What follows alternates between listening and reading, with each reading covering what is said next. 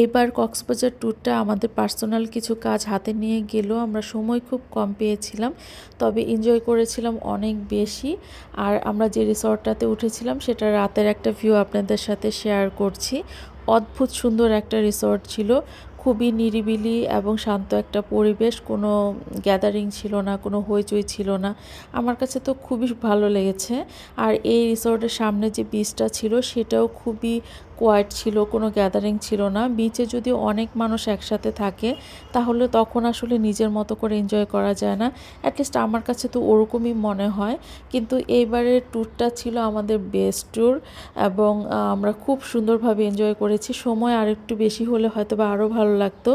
আর রিসোর্টটা এত বেশি ভালো লেগেছে, আমি তো সিদ্ধান্ত নিয়েই নিয়েছি নেক্সট কোনোবার যদি আল্লাহ যাওয়ার তৌফিক দেন তাহলে আমি এই রিসর্টেই উঠবো। আর এই বীজটাও আমার খুব ভালো লেগেছে। তো আপনাদের সাথে শেয়ার করলাম, কেমন লেগেছে আমাকে একটু কমেন্ট করে জানাবেন।